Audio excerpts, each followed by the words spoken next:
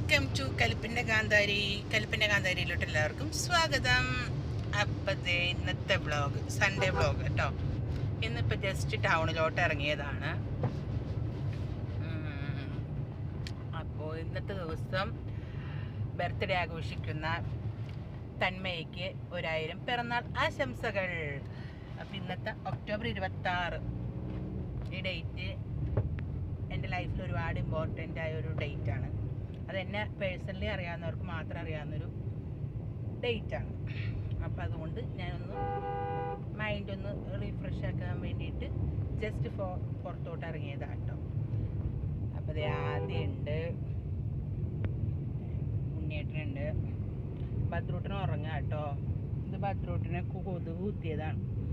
കൊതുക് കുത്തി നെറ്റിയിലൊക്കെ കുരു പോലെ, അങ്ങനെ എൻ്റെ സ്കിന്ന് പോലെയാണ്. കുരുവൊക്കെ വന്നിട്ടുണ്ടെങ്കിൽ ശരി, കൊതുക് കുത്തിക്കഴിഞ്ഞാൽ എനിക്ക് എന്താ പറയുക, അവിടെ ഒരു കോമള പോലെ വരും. എന്നിട്ട് ചിലപ്പോൾ ഞാനത് ചൊറിഞ്ഞ് പൊട്ടിക്കും, അല്ലെങ്കിൽ അത് അവിടെ കുറച്ച് സമയം എടുക്കും, കുറച്ച് ദിവസങ്ങളെടുക്കും അത് ഉണങ്ങി വരാനായിട്ട്. ആ സെയിം സ്കിന്നാണ് ബദ്രുവിന്. അപ്പോൾ അതുകൊണ്ട് അവൻ്റെ സ്കിന്നിൽ ആ ഒരു കുരു പോലെ ഉണ്ട്. അതിന് കുറച്ച് ദിവസം കഴിയണം. അപ്പോൾ പോണ വഴിക്ക് വിശേഷങ്ങളൊക്കെ പറയട്ടെ. ഇപ്പം എങ്ങോട്ടാണ് എങ്ങനെയാണെന്നൊന്നും എനിക്കറിയില്ല. ഞാൻ വണ്ടി കയറി ഇവിടെ ഇരിപ്പുണ്ടെന്ന് തോന്നുന്നു.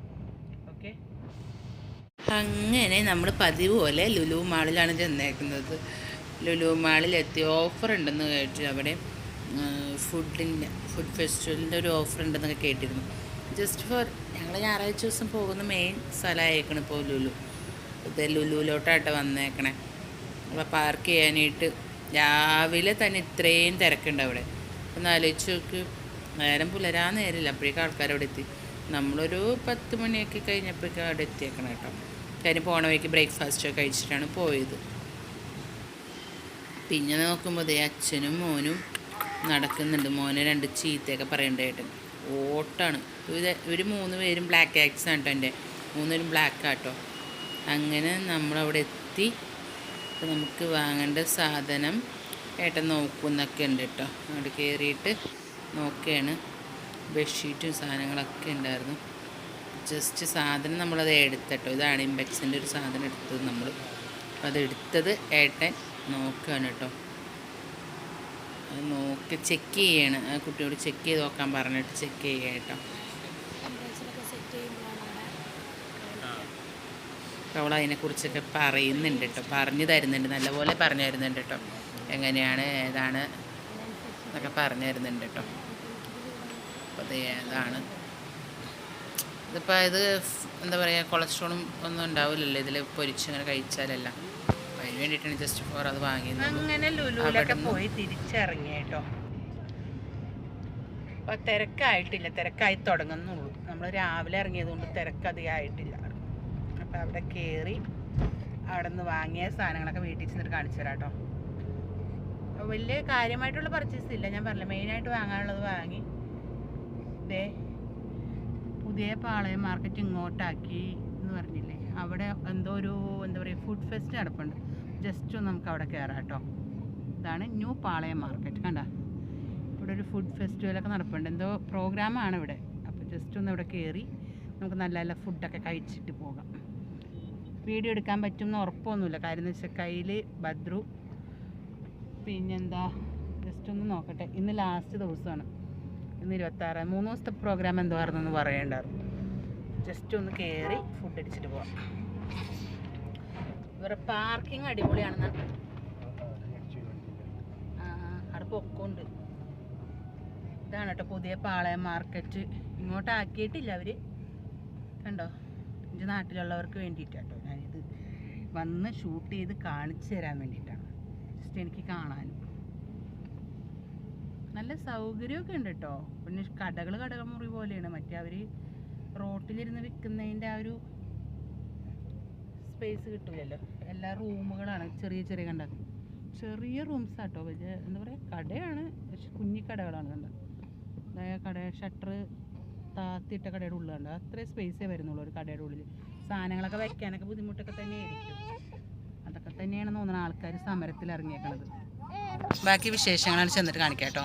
ഇങ്ങനെ സാധനങ്ങളൊക്കെ പർച്ചേസ് ചെയ്തിട്ടോ. പർച്ചേസിങ് കഴിഞ്ഞു. പിന്നെ എന്താ പറയുക, നമ്മളെ എന്താ പറയുക പുതിയ പാളയം മാർക്കറ്റൊക്കെ ഒന്ന് പോയി വിസിറ്റ് ചെയ്തിട്ടോ. കുഴപ്പമില്ല, പക്ഷെ പഴയ പാളയം മാർക്കറ്റിൻ്റെ അത്രയും ഭംഗി വരില്ല. കാര്യം എന്ന് വെച്ചാൽ അതൊരു വൈബ് വേറെ തന്നെയാണല്ലോ പാളയം മാർക്കറ്റ് കാണാൻ തന്നെ. ഇതങ്ങനെയല്ല കേട്ടോ, ഇത് എന്താ പറയുക ഓരോരോ ഷോപ്പുകളായിട്ടാണ്, സ്പേസും കുറവാട്ടോ. പറയുന്നതിന് കുറച്ച് കാര്യമുണ്ടെന്ന് എനിക്കും തോന്നി. പിന്നെ അതെല്ലാം കഴിഞ്ഞു. ഇനിയിപ്പോൾ ഇവിടെ മൂവിക്ക് പോകണം. അപ്പം മൂവിക്ക് ടിക്കറ്റ് എടുത്തിട്ടുണ്ട്. 1 മണിക്കാണ് ഷോ. ഏതാ ഫിലിം എന്ന് എനിക്കറിയില്ല, അവിടെ ചെന്നിട്ട് നോക്കട്ടെ കേട്ടോ. 1 മണിക്കാണ് ടിക്കറ്റ് എടുത്തിട്ടുണ്ട്. ഇതെല്ലാം കഴിഞ്ഞിട്ട് വേണം എനിക്ക് വൈകിട്ട് ക്ലാസ്സിന് പോകാനുണ്ട് കേട്ടോ. അങ്ങനെ നിൽക്കുന്നു. ഓക്കെ, അപ്പോൾ ബാക്കി വിശേഷം വഴിയെ പറയാം. അങ്ങനെ നമ്മളിതേ കോഴിക്കോട് ബീച്ച് ഒന്ന് ജസ്റ്റ് ഒന്ന് കാണാൻ വേണ്ടിയിട്ട് ഇങ്ങോട്ട് എടുത്തിട്ട് വണ്ടി. ഇപ്പം ഇവിടെ പുതിയ എന്താ പറയുക പെട്ടിപ്പീടിയൊക്കെ ആക്കിയല്ലോ. അപ്പോൾ അത് ജസ്റ്റ് ഒന്ന് കാണാമെന്ന് ഓർത്തിട്ടാണ് ഇറങ്ങിയേക്കണത്. നട്ടുച്ച നേരമാണ്, എന്നാലും കിട്ടുന്ന അവസരങ്ങൾ പാഴാക്കരുത്. കാണാൻ കിട്ടുന്ന അവസരങ്ങൾ കണ്ട് മുതലാക്കിക്കൊള്ളണം. അങ്ങനെ നമ്മളിത് കോഴിക്കോട് ബീച്ചിലോട്ട് ഇങ്ങനെ വണ്ടി വളക്കുകയാണ് കേട്ടോ. വണ്ടി വളച്ചിട്ട് ഈ സൈഡ് ഞാൻ ഷൂട്ട് ചെയ്ത് കാണിച്ചിട്ടാ, ഈ സൈഡ് കാണിച്ചിട്ടാ. കണ്ടോ, ഇപ്പം ഇങ്ങനത്തെ പീടികകളായിട്ടുണ്ട് കേട്ടോ. എല്ലാവർക്കും ഓരോരോ പീടിക മുറി. പിന്നെ ഇതിൻ്റെ ഉള്ളിൽ എന്തോ കറണ്ട് ലഭിക്കാനുണ്ട്, അവർക്ക് വെള്ളം ലഭിക്കാനുണ്ട്. അതൊന്നും ലഭിച്ചിട്ടില്ല കേട്ടോ. താൽക്കാലികം ചൂടത്ത് നിൽക്കാനൊക്കെ ബുദ്ധിമുട്ടാണ്, സൗകര്യക്കുറവുണ്ട്, പല പല പരാതികളുണ്ട് ഈ ഷോപ്പിനെ കുറിച്ച്. എങ്കിൽ പോലും കാണാൻ രസമുണ്ട് എന്തായാലും. പക്ഷെ അന്ന് പണ്ടത്തെ മാതിരി ആ വിൽക്കുന്നതിൻ്റെ ഒരു ഭംഗി നമുക്ക് കിട്ടില്ല കേട്ടോ. എന്താ പറയുക, ഉപ്പിലിട്ടതൊക്കെ ഇങ്ങനെ നിരത്തി വെച്ച് എന്താ പറയുക, കോഴിക്കോട് ബീച്ചിൻ്റെ ഉള്ളൊക്കെ കാണാൻ നല്ല രസമായിരുന്നു. ഇപ്പോൾ ഒന്നുമില്ല, ഇപ്പോൾ ഈ പീടികൾ മാത്രമായി ബീച്ച് വെറും കാലിയായി. കണ്ടോ, നട്ടുച്ച നേരമായി പോയിട്ടോ. അതുകൊണ്ട് ഇപ്പോൾ ഇറങ്ങാൻ പറ്റാത്ത അവസ്ഥയാണ്. അല്ലെങ്കിൽ ഇവിടെ ഇറങ്ങാൻ പാടാണ്, പാർക്കിങ്ങിന് ഒരു സ്ഥലം ഉണ്ടാവില്ല. ഇവിടെ ഒരു ബൈക്കുകാരൻ ബൈക്ക് വെക്കുവാണോ എടുക്കുവാണോ. കണ്ടോ, ഇങ്ങനെയാണ് റൂമുകൾ വരുന്നത്. കണ്ടോ, അതൊന്ന് സൂം ചെയ്ത് കാണിച്ചു തരാം കേട്ടോ.